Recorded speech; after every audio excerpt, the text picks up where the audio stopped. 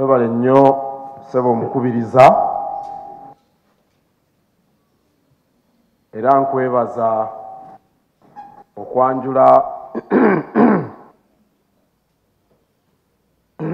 okwanjula abagenyi bonna abali wano n'abakiise era n'omulangira David Kintu Wassajja watuukidde.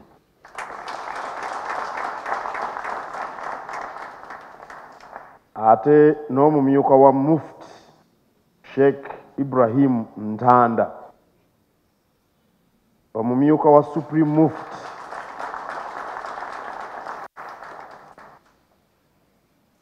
tulinawo n'ababaka ba Parliament bendaba Honorable Alan Mayanja Sebunnyo we Nakaseke na Honorable Patrick Nsanjo we Bugerere eyo. Abagenyi mwenna mbasaamu nnyo ekitiibwa era nsanyusa okubalabako. Naye ndowooza Ssaabasumba Muzeeyo we Namuŋŋoona n'omulabirizi Bbanja kasookedde baweebwa buvunaanyizibwa mu bifo byabwe, osanga guno gwe gusoose okujja mu lukiiko olw'engeri ng'eno ey'embalirira.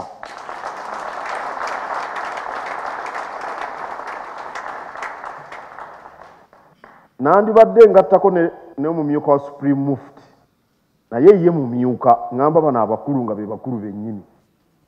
Awo nno tusanyuse nnyo okubalaba, kitegeeza nti ensonga etukuŋŋaanyizza mwenna mugiwadde nnyo ekitiibwa. Bannamukago baffe ab'enjawulo, Obwakabaka bulina bannamikago abawerako. Aba Airtel bakiikiriddwa omwami Ali Balunywa, aba I&M Bank bakiikiriddwa omukungu Sam Ntulume, aba Diamond Trust Bank bakiikiriddwa omwami Godfrey Sebaana. Mwami Sebaana oyo kati eno gyali w'amaanyi nnyo. Aba Diamond Trust Bank baamukansa okuva mu Standard Chartered, kakati yakulira Diamond Trust Bank. Nnyo okulabako n'abalala bonna abaliwo mwebale kujja. Mbeebaza obuweereza bwonna bwe mutuusa ku bantu mu biti byammwe eby'enjawulo. Nange neegata kumukubiriza okukulisa abaliko ebirungi bye bafunye ate n'okusaasira abafunye obugubi.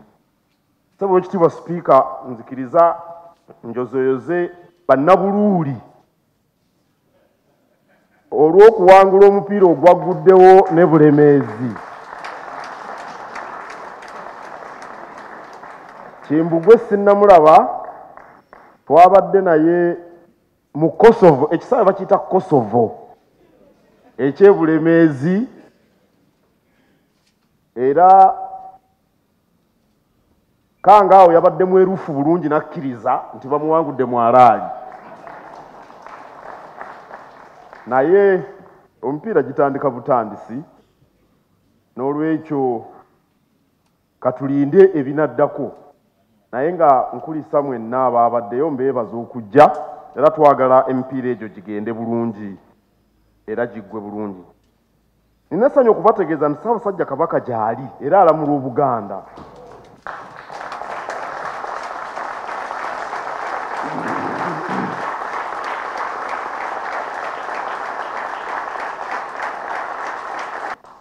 Ku Lwokubiri ng'ennaku z'omwezi 18 omwezi guno nasoma ekiwandiiko ekyaliko emikono 3 ogw'omukubiriza w'olukiiko lw'abataka omutaka Namwama Augustine Kizito Mutumba, tuli naye wano, ogw'omulangira David Kintu Wassajja ku lw'olulyo olulangira oba tugambe kale ab'omusaayi gwa Ssaabasajja Kabaka.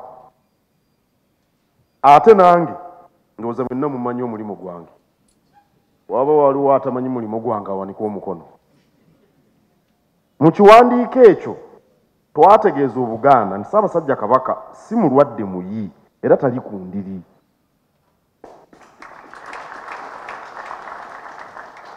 ali Namibia abasawo b'e Bugirimaani gye baasemba agende awummuleko nga bwe balondoola obujjanjabi bwe.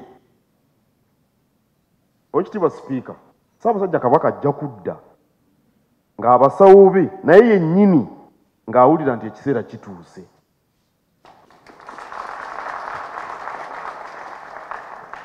Akawungezi k'eggulo nayogeddeko ne Beene ku ssimu.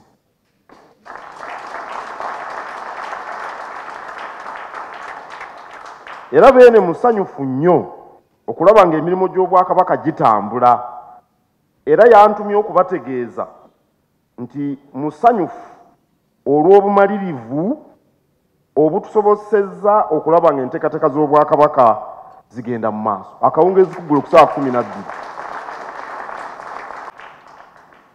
Ssaabasajja Kabaka era musanyufu olw'okuba nti abantu ba Buganda tebakkiriza kutwalirizibwa bannakigwanyizi. Bannakigwanyizi abaagala okukozesa obukosefu bwa Beene ng'akaggi bwe baagala okuyita okutuuka ku biruubirirwa byabwe. Tulina bannakigwanyizi balowooza nti embeera ya Kabaka ke kaggi mwe banaayita babeeko bye baggusa. Bwe balaba Ssaabasajja ng'ali kuno nga bagamba Katikkiro Kabaka mutwala ajjanjabwe. Ssaabasajja bw'agenda okujjanjabwa nga bagamba Katikkiro Kabaka omukwese muleete. Ndowooza obwannakigwanyizi mubufuna. Buli budde babeerako kye bayiiya. Waliwo ne lwe baabika Omutanda ng'agenze wano Kenya ate enkeera ne babulaba ne Pulezidenti Uhuru. Tebalina na nsonyi. Wandibadde ogamba nti kwolwo bandyetonze ba ne basirikira ddala. Bwe bavaawo nti ali mu buwambe. Ate bw'atabeera mu buwambe nti awo waali bamukuumiddewo tayeyagalidde. Kabaka babadde bamuyita bano abaana ab'oku nguudo. Omanyi omwana ow'oku nguudo akamotoka kajja akasite kanso ne kabayoola ne babatwala baba batwala kampiringisa ani amanyi. Naye olaba n'omuntu wa bulijjo wano juzi wano omuntu bamukwatidde ku kisaawe, omuntu atamanyiddwa na kumanyibwa. Kabaka bamuyita mwana wa ku luguudo.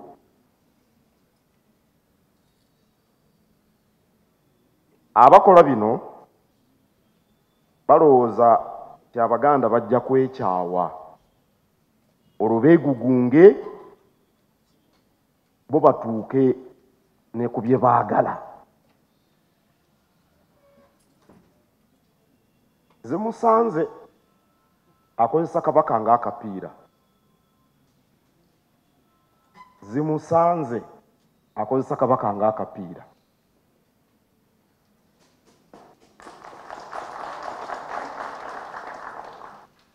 Abantu bano mubamanyi.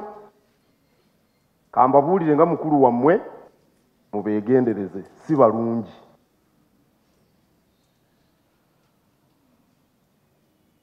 Oweekitiibwa Sipiika, tuzze wano lwa nsonga enkulu yambalirira.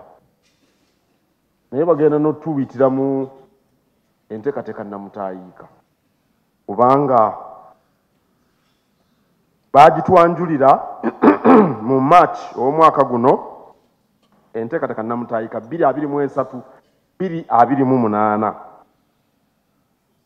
Era mu nteekateeka eyo mwe twawumbirawumbira emirimu gigenda okusoosowazibwa mu myaka 5 egiddako, omuli okunnyikiza ebyobulimi, emmwanyi ndowooza ewammwe mu bitundu gye mukiikirira abantu bazirimye.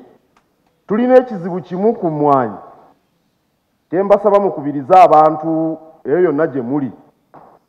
Ssaba Oweekitiibwa Sipiika, abafunye ssente zigenda okuwera ssaawa 6 nga batandise okunywa omwenge.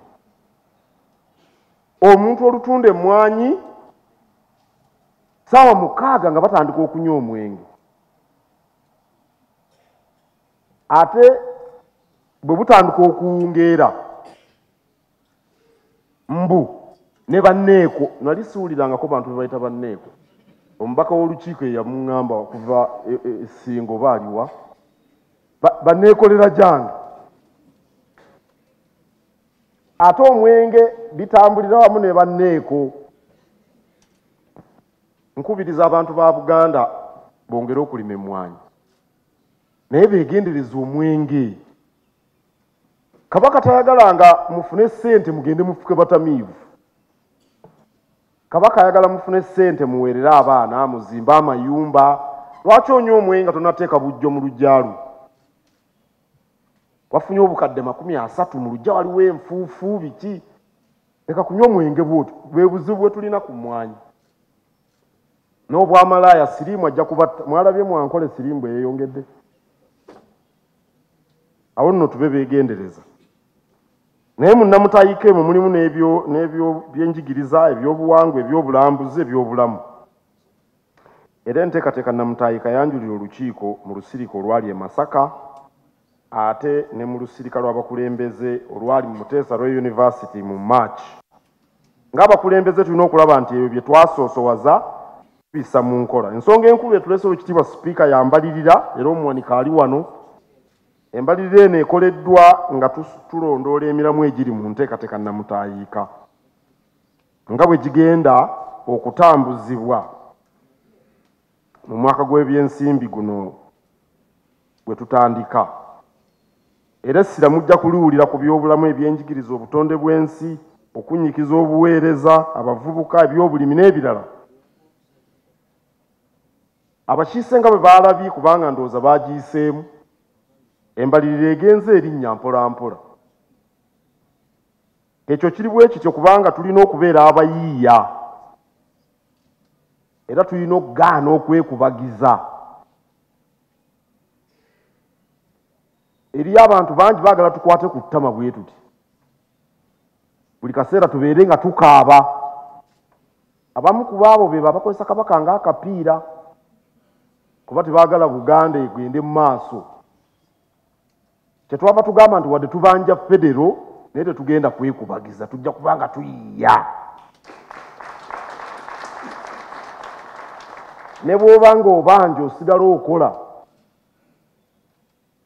toyinza kugamba nti sijja kukola kubanga oli yagaana okunsasula ssente zange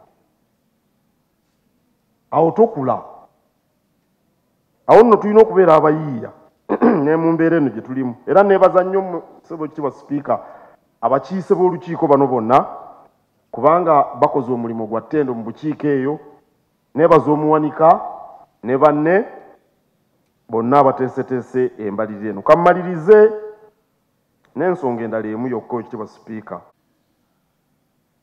ekwata era ku byobufuzi bye tulimu kaakati ebyakaweereege birungi ntulinawo ababaka wano betumanyi obulungi ndabawo babiri mbamanyi bulungi bombi awo bakulidde wano ebyobufuzi biyitiriddemu ebigambo ebinene ebigambo ebikankana biyitiridde okuvuma okwerangira kakati simanyi na kumanya batandise n'okusikangana ebitogi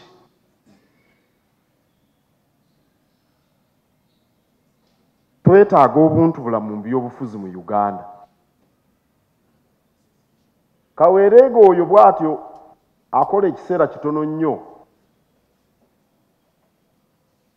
era abanga mata gabimba ne gakka tatuusa ku buwanguzi awo nno tukubiriza bannabyabufuzi okwewa ekitiibwa okuwuliziganya